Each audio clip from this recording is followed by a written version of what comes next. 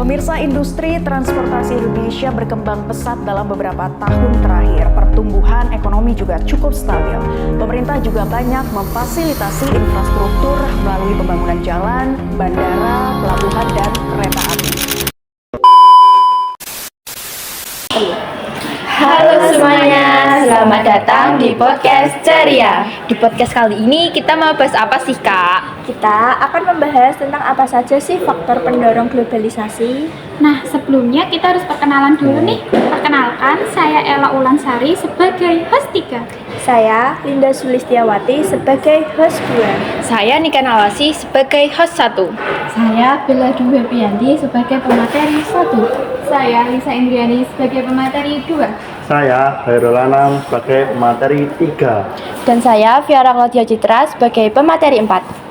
Nah, sebelumnya udah disinggung kan ya mengenai globalisasi. Kalau boleh tahu, apa sih globalisasi? Jadi, globalisasi adalah proses integritas internasional yang terjadi dikarenakan pertukaran pandangan dunia, produk pemikiran, dan aspek-aspek kebudayaan lainnya. Wah, ternyata globalisasi memiliki arti yang luas ya. Selain memiliki arti yang luas, globalisasi juga memiliki banyak sekali faktor pendorongnya loh. Kira-kira apa sih faktor pendorongnya? Ya, ada banyak sekali faktor pendorongnya. Yang pertama, ada kemajuan teknologi. Yang kedua, kemajuan informasi. Yang ketiga, perdagangan internasional dan multinasional. Yang keempat, ada urbanisasi dan migrasi. Sedangkan yang terakhir, ada kebijakan pemerintah yang mendorong faktor globalisasi. Tolong dong Kak, jelasin tentang kemajuan transportasi. Nah, kemajuan transportasi adalah perkembangan atau peningkatan dalam sarana dan prasarana yang digunakan manusia untuk berpindah tempat dari tempat satu ke tempat yang lain. Kemajuan transportasi memberikan banyak sekali perubahan ke arah yang lebih maju. Kira-kira di Indonesia sudah ada kemajuan apa saja sih, Kak? Di Indonesia, kemajuan teknologi ditandai dengan pembangunan infrastruktur dan penggunaan teknologi modern. Wah, berarti Indonesia sudah melakukan pembangunan infrastruktur dong. Kalau boleh dijelaskan contohnya apa sih?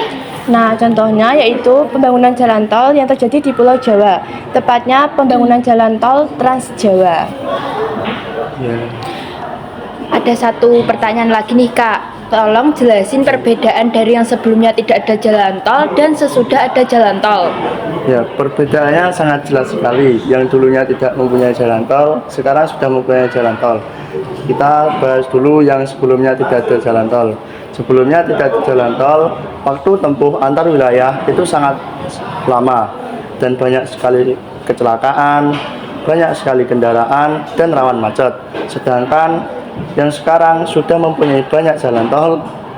Yang pertama itu jalan antar wilayah itu memakan waktu yang sangat singkat, mengefisiensi waktu, mengefisiensi bahan bakar dalam kendaraan, dan meminimalisir kemacetan, serta akan menjadikan perjalanan lebih nyaman dan aman. Nah, jalan tol ini ternyata membentang kurang lebih 1000 km, mulai dari Merak Banten sampai Probolinggo, Jawa Timur. Dengan adanya pembangunan jalan tol, apa sih Kak tujuannya? Nah, tujuannya untuk memangkas perjalanan lintas kota dan untuk mempercepat pendistribusian barang dan jasa.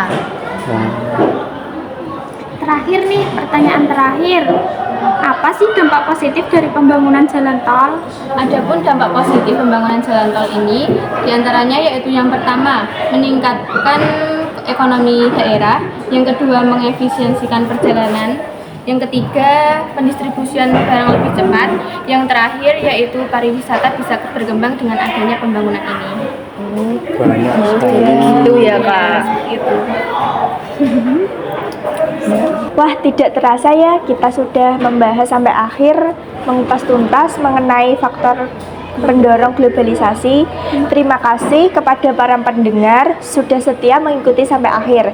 Semoga bisa menjadi inspirasi bagi teman-teman semuanya. Sampai jumpa. Meanwhile